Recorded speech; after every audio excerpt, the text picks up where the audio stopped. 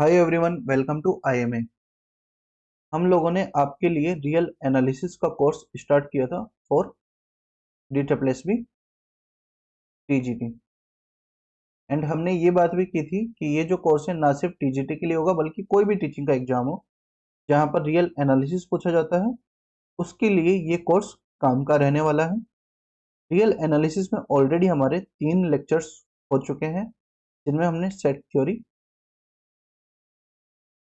And relations के बारे में बात की थी एंड इनसे रिलेटेड पीवाईक्यूज डिस्कस किए थे। तो अगर आपने हमारे ये लेक्चर्स नहीं देखे हैं तो डिस्क्रिप्शन में मैंने रियल एनालिसिस की जो प्लेलिस्ट है उसका लिंक ऐड कर दिया है, वहां से जाकर के आप हमारे ये सारे लेक्चर्स देख सकते हो। एंड हमारा ओडीई का कोर्स भी स्टार्ट हो चुका है, तो ओडीई की जो प्लेलिस्ट है उसका लिंक भी मैंने डिस्क्रिप्शन में ऐड कर दिया है, वहां से जाकर के आप हमारे ओडीई के लेक्चर्स भी देख सकते हो। अब बात करते हैं आज के टॉपिक के बारे में। आज का हमारा टॉपिक है फंक्शंस के बारे में। तो चलिए शुरू करते हैं फिर आज की क्लास को।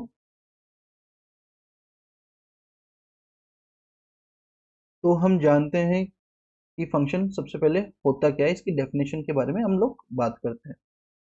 एक फंक्शन एक ऐसा रिलेशन होता है, रिलेशन ऑलरेडी हम पढ़ चुके हैं कि relation R from A to B क्या होता है, एक सबसेट होता है Cartesian product of A and B का, ये हमारा रिलेशन होता है। तो फंक्शन एक रिलेशन होता है between two sets A and B. A and B non empty होंगे क्योंकि रिलेशन हमारा जो होता है वो हमारा नॉन एम्प्टी सेट में ही डिफाइन होता है। रिलेशन हमारा नॉन एम्प्टी सेट्स में ही डिफाइन होता है, तो ए एंड बी हमारे नॉन एम्प्टी होंगे। कि जो ए का हर एक एलिमेंट है वो बी के किसी एक यूनिक एलिमेंट से ही एसोसिएटेड हो। तो मतलब कि एक for all A there exist B is belong to B such that A related to B. मतलब कि ए का हर एक एलिमेंट बी से बी के किसी न किसी एलिमेंट से रिलेटेड होना चाहिए।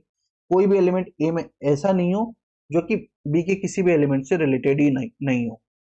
ठीक है। और सेकंड कंडीशन क्या है कि जो ए का जो रिलेशन बी के एलिमेंट के साथ है वो यूनिक होना चाहिए। मतलब there does not exist B1 and B2 belongs to B such that A कोई भी A is belongs to A जो मेरा रिलेटेड टू B1 भी हो और A रिलेटेड टू B2 भी हो। मतलब A का कोई भी एलिमेंट, इस सेट A का कोई भी एलिमेंट B के कोई दो एलिमेंट के साथ रिलेटेड नहीं होना चाहिए। अब हम एग्जाम्पल की मदद से समझते हैं कि फंक्शन होता क्या है। कि लेट्स से ए हमारा एक सेट है 1 2 एंड 3 एंड बी हमारा सेट है एक्स एंड वाई। ठीक है। तो हम इसको इस तरह से भी देख सकते हैं कि ये हमारा सेट हो गया ए में 1 2 3 है एंड ये हमारा एक सेट हो गया बी जिसके अंदर एलिमेंट्स है एक्स एंड वाई। तो रिलेशन क्या होता है, दो सेट्स के बीच में मैपिंग होती है। ठीक है। तो एफ हमारा ए से बी में एक फंक्शन होगा अगर ए का हर एक एलिमेंट बी के किसी न किसी एलिमेंट से रिलेटेड हो। ठीक है। अगर इस तरह की मैपिंग हो रही है तो ये एक फंक्शन बन जाएगा। बट अगर वन हमारा वाई से भी रिलेटेड हो जाए तो इस केस में जो वन है एक्स से भी रिलेटेड है एंड वाई से भी रिलेटेड है, तो जो ये रिलेशन है वो यूनिक नहीं है, तो इस केस में हमारा ये फंक्शन नहीं बनेगा। इसी तरह अगर मान लो कि थ्री की कोई भी मैपिंग एग्जिस्ट ही नहीं करती है, थ्री किसी से भी रिलेटेड नहीं है बी के किसी भी एलिमेंट के साथ में, तो इस केस में भी ये फंक्शन नहीं होगा। तो इस तरह से हम फंक्शन को डिफाइन करते हैं। अब बात करते हैं एक मैथमेटिकल डेफिनेशन के बारे में कि भाई हम फंक्शन को मैथमेटिकली लिखेंगे कैसे। तो ए एंड बी हमारे नॉन एम्प्टी सेट्स हैं जैसे कि हमने देखा, क्योंकि रिलेशन के अंदर रिलेशन डिफाइन करने के लिए हमें नॉन एम्प्टी सेट्स ही चाहिए। ये नोटेशन हो गया हमारा फंक्शन का। अब function from A to B, एक रूल है, रूल मतलब रिलेशन, जिससे कि सेट ए के एलिमेंट बी से हम मैपिंग कर पाए कि ए से कोई एलिमेंट बी में किस तरह से जाएगा, उसे कहेंगे हम रूल। ठीक है।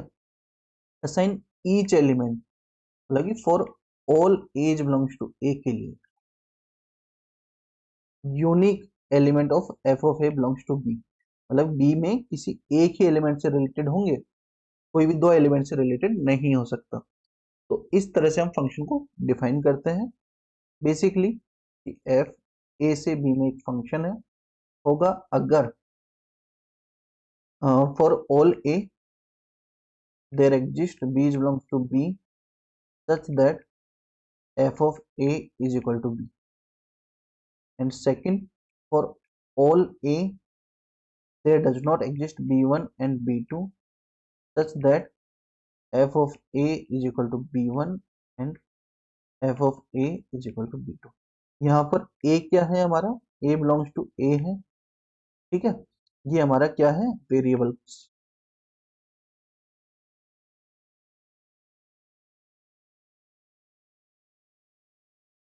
ये हमारा क्या है, जो a के एलिमेंट होंगे वो हमारे क्या होंगे, इंडिपेंडेंट वेरिएबल्स।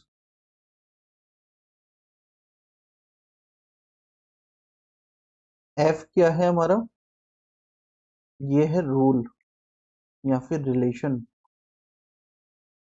जिसके अंडर हमारा जो एलिमेंट ए है वो बी से रिलेटेड होगा, और बी हमारा क्या है, डिपेंडेंट वेरिएबल।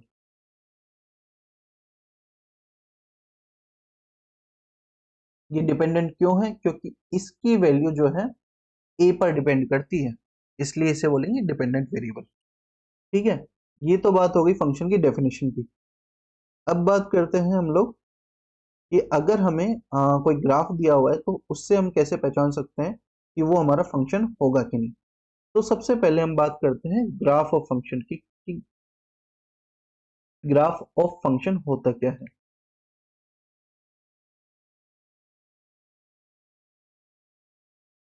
लेट्स से कि एफ जो है हमारा ए से बी में एक फंक्शन है, and y is equal to f of x है। वाई हमारा किस में बिलोंग करेगा, बी के अंदर। एक्स हमारा किस में बिलोंग करेगा, ए के अंदर। ठीक है, और जो ये एफ क्या है हमारा, रूल है। ठीक है, इस तरह से हमने फंक्शन को डिफाइन किया है कि ये फंक्शन है जिसमें f of x is equal to y है। अब हम क्या करते हैं, हम ये प्लेन लेते हैं, रियल प्लेन, यहाँ पर हमारी वैल्यूज लेंगे हम एक्स की, यहाँ पर वैल्यूज लेंगे वाई की।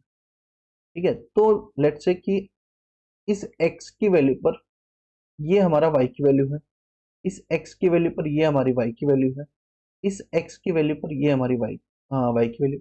तो इसी तरह से हर एक एक्स के लिए जब हम वाई की वैल्यू को डिनोट कर देते हैं तो ये सारे पॉइंट्स मिलकर के एक ग्राफ बनाते हैं।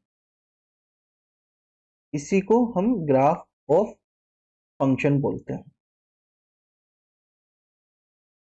ठीक है, अब ये डॉटेड भी हो सकता है या कंटिन्यूअस भी हो सकता है, ये डिपेंड करेगा कि हमने फंक्शन को डिफाइन कैसे किया है। अब बात करते हैं टेस्ट ऑफ फंक्शन की, कि फंक्शन को हम टेस्ट कैसे कर सकते हैं अगर हमें कोई भी ग्राफ दिया हुआ है तो सबसे पहले लेट्स से कि कोई दो हम ले लेते हैं ग्राफ। ठीक है, इन दोनों ग्राफ्स की मदद से हम समझेंगे कि टेस्ट कैसे किया जा सकता है। तो ये बोल रहे हैं कि a graph represents if and only if no vertical line intersect the graph at most at more than one point. मतलब कि अगर हम कोई भी वर्टिकल लाइन लें या फिर line parallel to y axis, कोई भी लाइन ले लें हम पैरेलल टू वाई एक्सिस, वो जो है ग्राफ को सिर्फ और सिर्फ एक ही जगह कट करें तो वो फंक्शन होगा, अदरवाइज वो फंक्शन नहीं होगा। तो जैसे कि अगर यहाँ पर हम ये लाइन लेते हैं तो ये जो लाइन है फंक्शन को दो जगह कट कर रही है, एक यहाँ पर एक यहाँ पर। ठीक है, तो ये फंक्शन नहीं होगा। बट यहाँ पर हम चाहे कोई भी लाइन ले लें, वो इस ग्राफ को सिर्फ और सिर्फ एक ही जगह कट करेगी, तो ये हमारा फंक्शन बन जाएगा, नॉट अ फंक्शन। और ये जो है, ये टेस्ट किस तरह से हमारे पहले की बातों को सपोर्ट कर रहा है, क्योंकि देखिए अगर हम ये x लेते हैं, तो इस x के लिए हमारी y की दो वैल्यूज आ रही है, एक तो ये वैल्यूज, जबकि हम जानते हैं कि अगर ये फंक्शन है तो x किसी एक ही जगह पर मैप कर सकता है, दो जगह मैप नहीं कर सकता, इसीलिए ये फंक्शन नहीं होगा और ये फंक्शन हो जाएगा। इस तरह से अगर हमें कभी भी कोई भी दो ग्राफ्स दिए हों, तो हमें सिर्फ और सिर्फ एक वर्टिकल लाइन ड्रॉ करनी है, और ये देखना है कि ये जो वर्टिकल लाइन है, ये ग्राफ को एक जगह कट कर रही है या एक से ज्यादा जगह कट कर रही है। अगर एक से ज्यादा जगह पर कट करे तो वो हमारा ग्राफ नहीं होगा, और सिर्फ एक ही जगह कट करे, चाहे हम कोई भी लाइन ले लें पैरेलल टू वाई एक्सिस, वो सभी लाइन जो है ग्राफ को सिर्फ और सिर्फ एक ही जगह कट करें, तो वो ग्राफ बन जाएगा। अब बात करते हैं डोमेन, कोडोमेन एंड रेंज के बारे में। तो अगर फंक्शन ए से बी में डिफाइंड है, तो जो सेट हो ए रहता है वो हमारा रहता है डोमेन,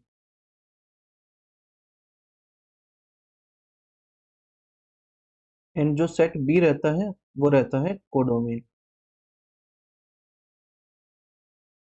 और रेंज को किस तरह से डिफाइन करते हैं वो भी देख लेते हैं।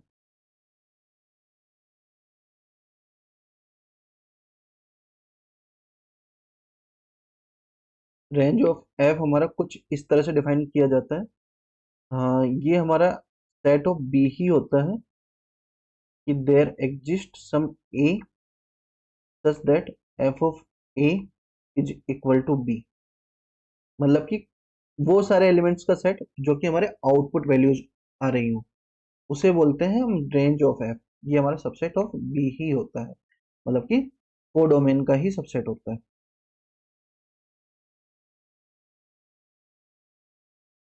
तो ये हमारे डोमेन, कोडोमेन एंड रेंज की बात हो गई। अगर एग्जांपल से देखना चाहें, तो let's say f of x is equal to x square, एक एग्जांपल के तौर पर देख लेते हैं। तो यहाँ पर देखिए कि ये जो एक्स है, ये फंक्शन है, वेल डिफाइंड है for all x is belongs to R. R हमारा क्या है? Set of real numbers.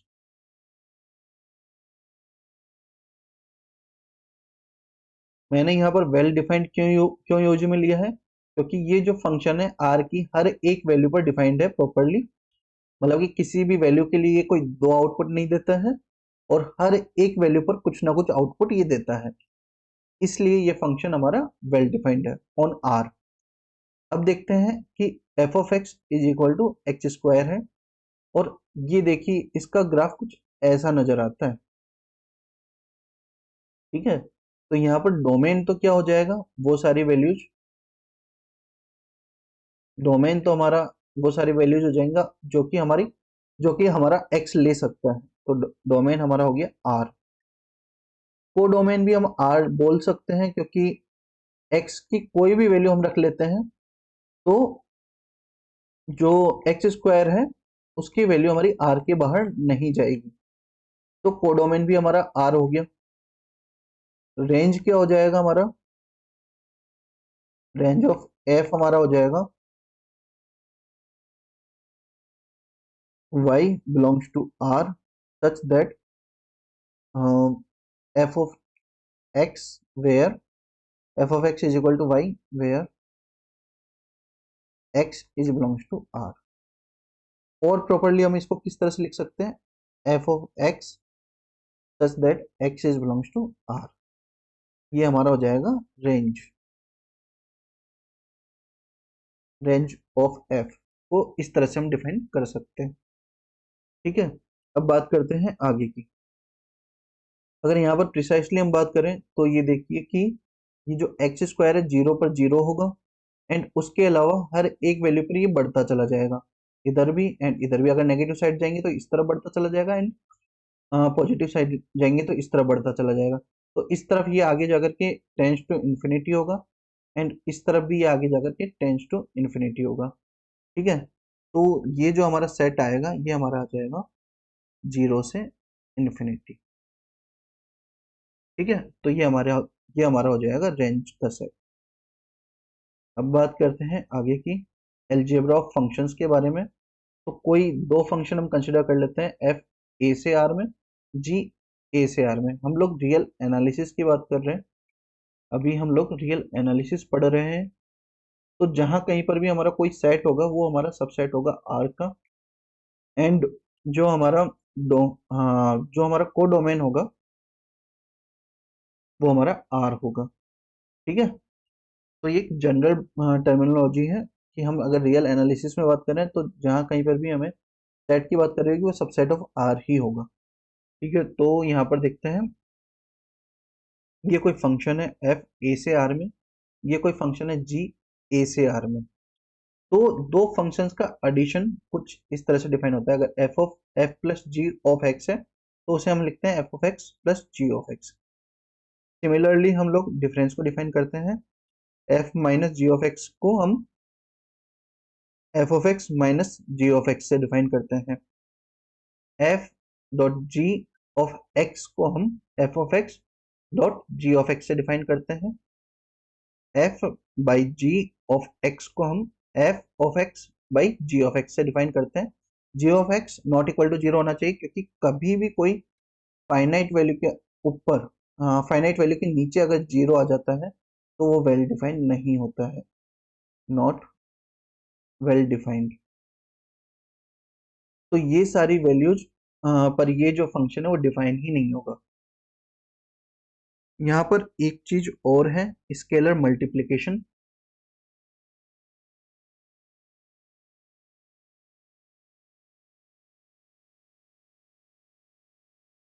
तो अगर फंक्शन में f of c of x है तो इसको हम इस तरह से लिखते हैं, एफ ऑफ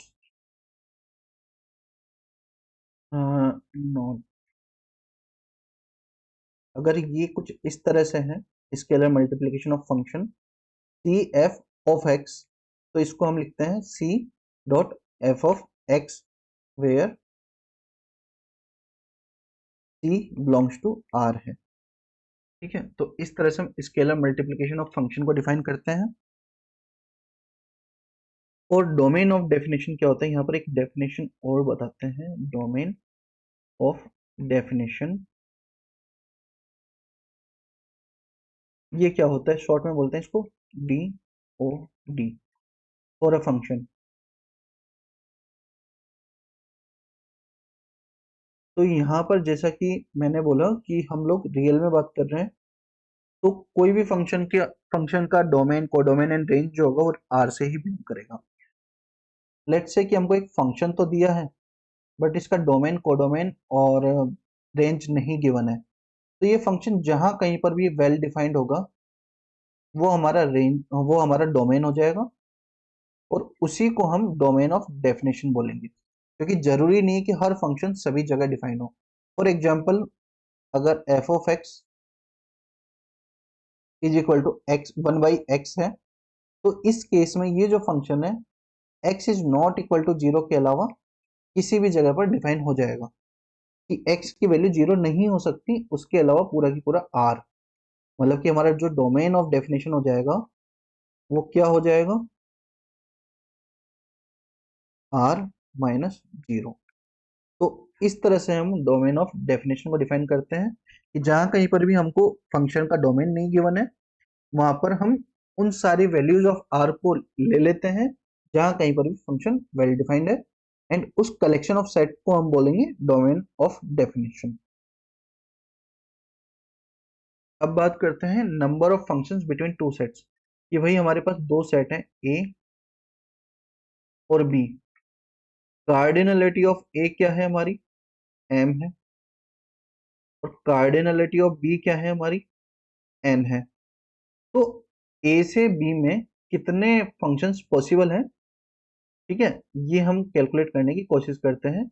यहाँ पर ऑलरेडी गिवन है कि ये N to the power M होगा, बट ये कैसे होगा वो एक बार देख लेते हैं।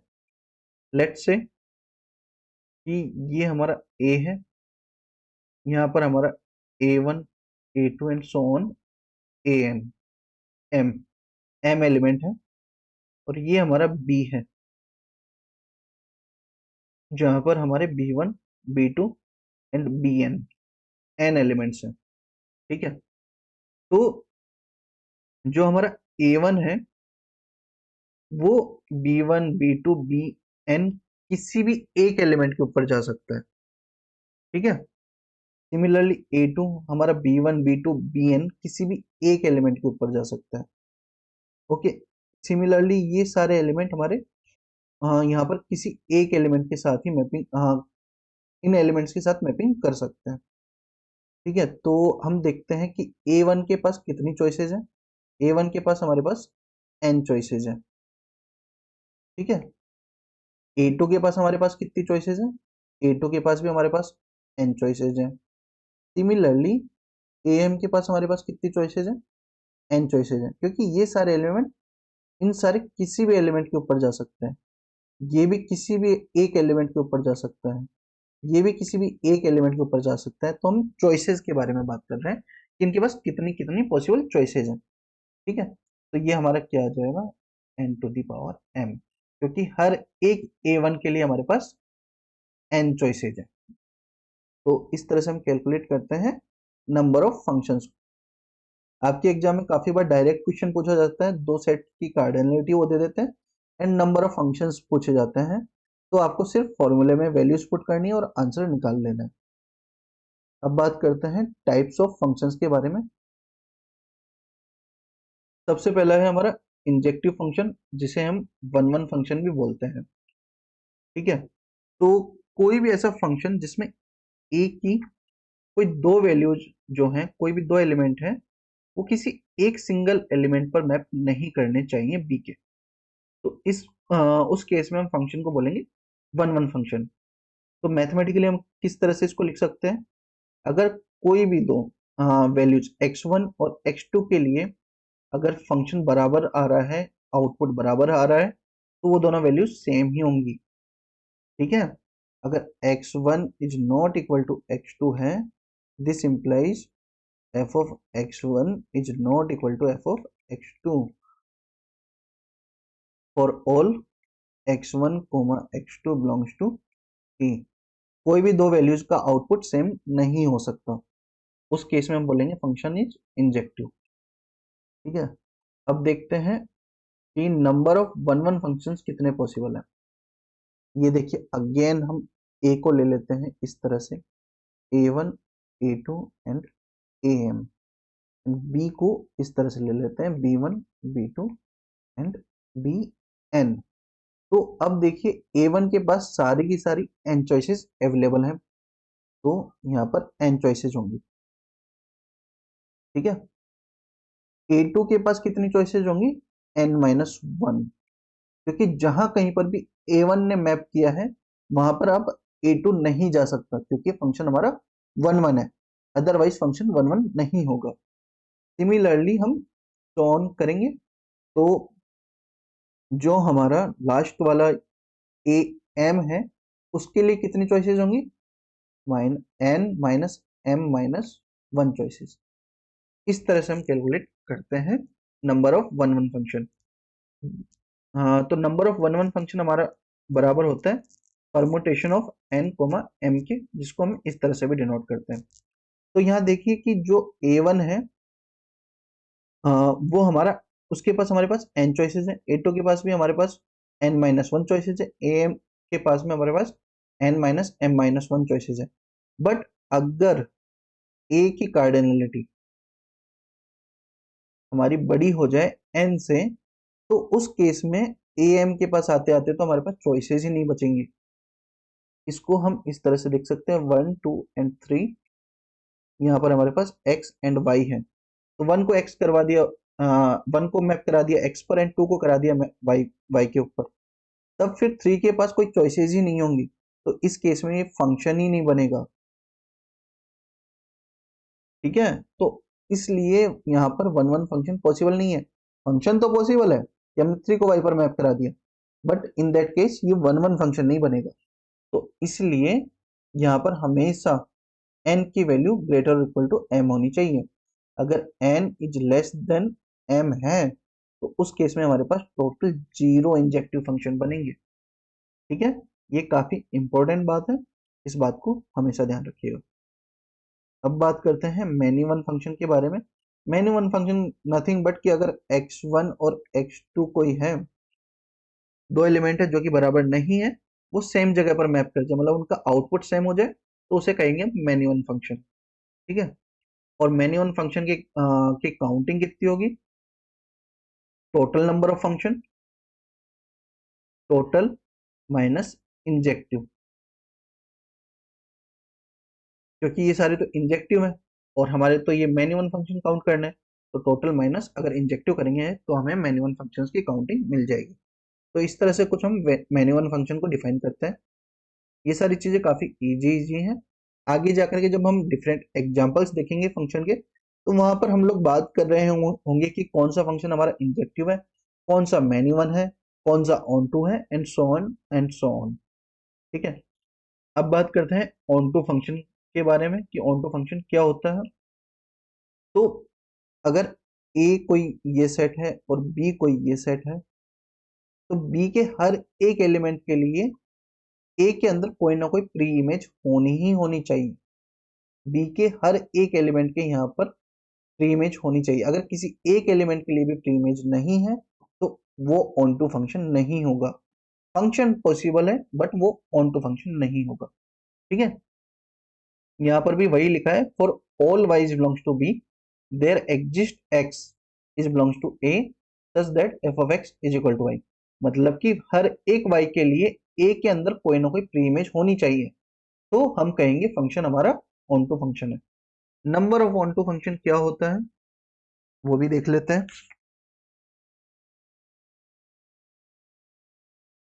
Number of onto function को कुछ इस तरह से हम कैलकुलेट कर सकते हैं, N sigma of R one to N minus one to the power N minus R N C R R to the power M if m is greater or equal to n and when m is less than n उस case में zero. क्यों? क्योंकि अ, अगर b के अंदर element n है, a के अंदर एलिमेंट m है और n जो है हमारा m से बड़ा है, तो यहाँ पर हर एक एलिमेंट के लिए मैपिंग पॉसिबल ही नहीं होगी, प्री इमेज एग्जिस्ट करना पॉसिबल ही नहीं होगा, क्योंकि ये एलिमेंट जो है यहाँ पर किसी एक एलिमेंट के ऊपर जाएगा, ये एलिमेंट भी किसी एक एलिमेंट के ऊपर जाएगा, ये एलिमेंट भी किसी एक एलिमेंट के ऊपर जाएगा, तो हर एक एलिमेंट किसी न किसी अलग अलग मैक्सिमम अलग अलग एलिमेंट्स के ऊपर जा रहे होंगे, फिर भी इस एलिमेंट के लिए कोई भी मैपिंग नहीं होगी। तो ए का जो सेट है वो बी के सेट से बड़ा ही होना चाहिए, तभी हमारा क्या नाम से ऑन टू फंक्शन पॉसिबल है, otherwise onto function possible ही नहीं है। तो अब बात करते हैं हमारे अगले फंक्शन के बारे में, इनटू फंक्शन। इनटू फंक्शन वो होता है जिसके लिए जरूरी नहीं है कि बी बी की कोई प्री बी के हर एक एलिमेंट के लिए प्री इमेज एग्जिस्ट करे, मतलब देयर एग्जिस्ट सम वाई जिसके लिए हमारी प्री इमेज एग्जिस्ट कर ही नहीं रही है, तो उस केस में बोलेंगे हम कि फंक्शन ऑन टू है। अगर मैपिंग से देखना चाहें तो ये एक एलिमेंट है जिसके लिए कोई भी प्री इमेज एग्जिस्ट नहीं कर रही है। अगर ए बी सी ये कोई सेट है एंड ये कोई सेट है ए एंड बी, तो x के लिए तो प्री इमेज एग्जिस्ट कर रही है, सारे एलिमेंट x पर ही मैप कर जा रहे हैं, लेकिन y के लिए कोई भी प्री इमेज एग्जिस्ट नहीं कर रही है, तो इस केस में हम बोलेंगे कि ये फंक्शन इनटू फंक्शन है। अब बात करते हैं आगे की कि नंबर ऑफ इनटू फंक्शंस कितने होते हैं, n to the power m minus onto function. अगर हमने ऑन टू फंक्शन को टोटल नंबर ऑफ फंक्शंस में से हटा दिया तो बचने वाले जो भी फंक्शंस होंगे वो सारे हमारे इनटू फंक्शंस होंगे। अब बात करते हैं बाइजेक्टिव फंक्शन की। बाइजेक्टिव फंक्शन कुछ नहीं होता है, बाइजेक्टिव फंक्शन वो सारे फंक्शन होते हैं जो कि इंजेक्टिव भी हो और सरजेक्टिव भी हो। अगर ये दोनों कंडीशंस को सेटिस्फाई करते हैं तो उन सारे फंक्शंस को हम बाइजेक्टिव फंक्शन की कैटेगरी में रखते हैं। बाइजेक्टिव फंक्शन टोटल कितने होते हैं? n फैक्टोरियल, क्योंकि m और n दोनों के दोनों बराबर होने चाहिए। अगर दोनों की दोनों बराबर नहीं होंगे तो जैसे कि अगर m हमारा ग्रेटर ग्रेटर देन n है, उस केस में हमारा जो फंक्शन है वो ऑन टू तो हो जाएगा बट इनटू नहीं होगा। सिमिलरली n अगर हमारा m से छोटा छोटा है तो उस केस में फंक्शन हमारा ऑन टू तो पॉसिबल है लेकिन इनटू पॉसिबल नहीं है, इसलिए ये दोनों बराबर ही होने चाहिए। ठीक है, अब बात करते हैं कि कार्डिनलिटी तो दोनों की बराबर आ गई, but total number of functions कैसे हमारा n टू n फैक्टोरियल आ रहा है।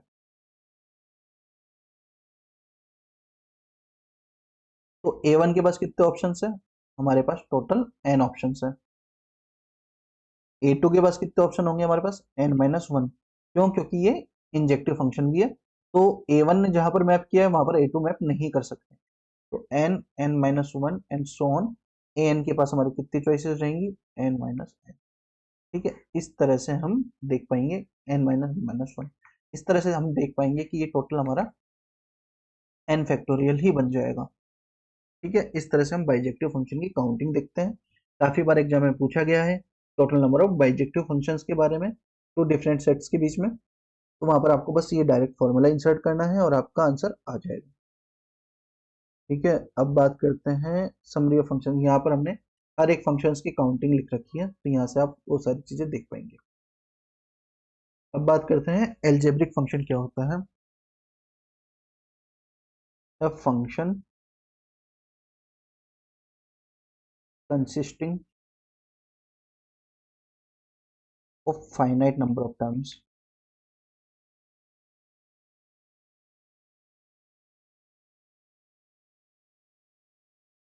ठीक है, involving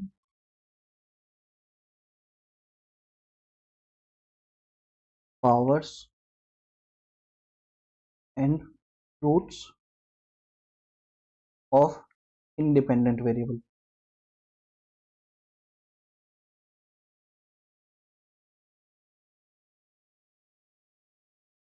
and the four fundamental operations like plus, minus, cross and division। अगर कोई भी फंक्शन इस कैटेगरी में आता है तो वो हमारा एल्जेब्रिक फंक्शन कहलाता है। क्या क्या बात है कि हमने कि फाइनाइट नंबर ऑफ टर्म्स हो, ये नहीं कि x plus X plus X plus and so on ये चलता चला जाए। ठीक है, to the infinite summation of x, मतलब कि 1 से लेकर के इनफाइनाइट तक ये चलता ही चला जाए, तो उस केस में ये हमारा एल्जेब्रिक फंक्शन नहीं होगा। ठीक है, इंडिपेंडेंट वेरिएबल्स की क्या क्या पावर्स आ सकती हैं, हमारी पावर कुछ भी आ सकती है या फिर कोई भी रूट आ सकता है। ठीक है, ये चीजें पॉसिबल है। और फिर इंडिपेंडेंट वेरिएबल्स की जो भी पावर हैं या रूट्स हैं, उनके बीच में इनमें से कोई भी ऑपरेशन फॉलो हो सकता है कि let say X to the power m upon X root to the power n, इस तरह का कुछ आ सकता है या फिर इस तरह का कुछ आ सकता है। ठीक है, एडिशन पॉसिबल है, डिवीजन पॉसिबल है, मल्टीप्लिकेशन पॉसिबल है, डिफरेंस पॉसिबल है। तो इस तरह का जो कॉम्बिनेशन, इस तरह के कॉम्बिनेशन से जो फंक्शन बनता है उसे हम एल्जेब्रिक फंक्शन बोलते हैं। कुछ एग्जांपल देख लेते हैं एल्जेब्रिक फंक्शन के। द मोस्ट पॉपुलर हमारा जो पॉलिनोमियल फंक्शन होता है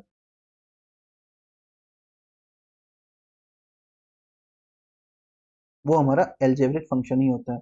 तो nth ऑर्डर का पॉलिनोमियल को हम किस तरह से डिफाइन करते हैं,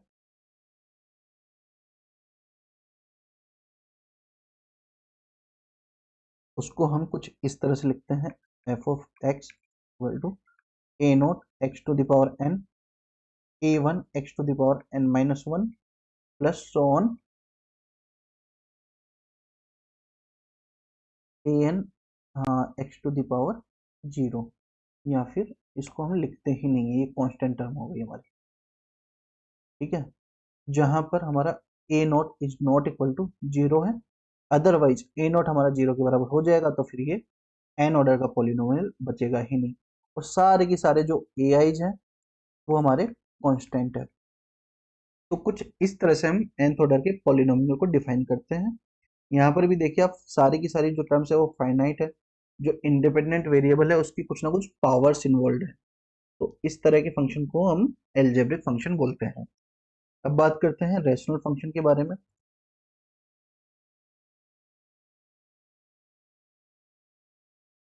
रेशनल फंक्शन किस तरह से डिफाइन किया जाता है? F of X upon G of X, जहां पर ये भी हमारा पॉलिनोमियल होता है, ये भी हमारा पॉलिनोमियल होता है। ठीक है, इसका डोमेन क्या होता है? यहाँ पर तो ये हमारा डोमेन क्या होगा? आर। क्यों? क्योंकि भाई ये एक्स के कोई भी वैल्यू रख लो उसके लिए हमारा जो ये फंक्शन है वेल डिफाइंड है। यहाँ पर हमारा डोमेन क्या होगा?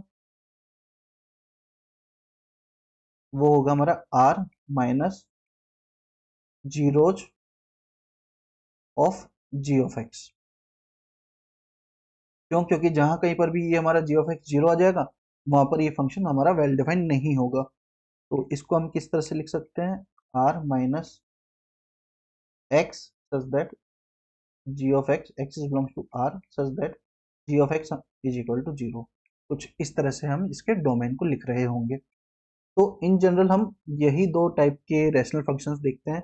वैसे तो होने को रूट फंक्शन भी हम बोल सकते हैं कि ये हमारा रूट फंक्शन हो गया, ये भी हमारा एल्जेब्रिक फंक्शन ही है। ठीक है, तो आप कुछ भी इन तीन कंडीशंस को लेकर के कुछ भी फंक्शन बनाओ वो हमारा एल्जेब्रिक फंक्शन ही बनेगा। ठीक है, इसके बाद आता है हमारा ट्रांसेंडेंटल फंक्शन। ट्रांसेंडेंटल फंक्शन कौन से होते हैं? जो कि एल्जेब्रिक नहीं है। वो सारे फंक्शन जो कि एल्जेब्रिक नहीं है उन्हें हम ट्रांसेंडेंटल फंक्शन बोलते हैं। तो इस तरह के फंक्शन का कौन कौन सा एग्जांपल है? Exponential function, logarithmic function, trigonometric, inverse trigonometric, या फिर हाइपरबोलिक फंक्शंस, या फिर इनका कोई भी कॉम्बिनेशन आप उठा करके देख लो तो वो सारे हमारे ट्रांसेंडेंटल फंक्शन की कैटेगरी में ही लाई करेंगे। जैसे कि e to the power x है, ये एक हमारा एक्सपोनेंशियल फंक्शन है। इसको हम कोई भी लाइक इंडिपेंडेंट वेरिएबल के समेशन या फिर डिफरेंस वगैरह के फॉर्म में नहीं लिख सकते, या लिख भी पाते हैं तो हम उसको एक इनफाइनाइट सीरीज सम में लिखते हैं।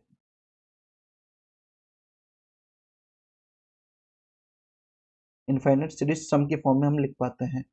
तो इसलिए ये जो फंक्शंस होते हैं ये सारे कोई भी फंक्शन एल्जेब्रिक फंक्शन नहीं होते हैं, क्योंकि इनको हम समेशन ऑफ इनफाइनाइट सीरीज के फॉर्म में ही लिख पाते हैं।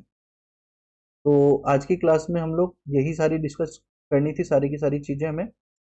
ये जो भी सारे फंक्शंस हैं इनके बारे में हम डिटेल में बात नहीं कर रहे हैं, क्योंकि अगर इन सारी चीज़ों के बारे में डिटेल में बात करने लगेंगे तब तो लेक्चर काफ़ी लंबा हो जाएगा। इन सारी चीज़ों के बारे में डिटेल इंफॉर्मेशन लाइक फंक्शन की जो डेफिनेशन है, domain, codomain, range, continuity, differentiability and like one one onto, and जो भी सारी डिटेल्स पॉसिबल हो सकती है किसी भी फंक्शन के बारे में, उन सारी इंफॉर्मेशन का कंपाइलेशन करके मैंने एक पीडीएफ बनाई है जो कि आपको हमारे ऐप में अवेलेबल हो जाएगी। उसमें हमने फंक्शंस के बारे में सारी की सारी चीज़ें कंपाइल कर दी हैं एक ही जगह पर, तो आप वहां से जाकर के सारी की सारी डिटेल्स देख सकते हैं। बाकी इन सारी चीज़ों के बारे में अगर आपको एक सेपरेट लेक्चर चाहिए तो आप हमें कमेंट करिएगा, हम लोग डिस्कस कर लेंगे। आगे की क्लास में हम लोग बात करेंगे एक्सप्लिसिट फंक्शन, इम्प्लिसिट फंक्शन के बारे में, और लाइक कुछ और डेफिनेशंस के बारे में, जैसे कि इवन फंक्शन, ऑड फंक्शन, या फिर पीरियोडिक फंक्शंस क्या होते हैं, उन सारी चीज़ों को हम डिस्कस कर रहे होंगे। तो आगे की क्लास का वेट करिएगा, जल्दी आपके साथ आपको हम मिलते हैं नेक्स्ट क्लास के साथ। बाकी आपको और कोई भी डिटेल चाहिए हो तो ये हमारे कॉन्टैक्ट नंबर है, ये हमारी वेबसाइट है, ऐप का लिंक भी मैंने डिस्क्रिप्शन में दे दिया है, तो वहाँ से जाकर आप हमारा ऐप डाउनलोड कर लें एंड हमारा टेलीग्राम चैनल भी ज्वाइन करें। थैंक यू, मिलते हैं नेक्स्ट क्लास में।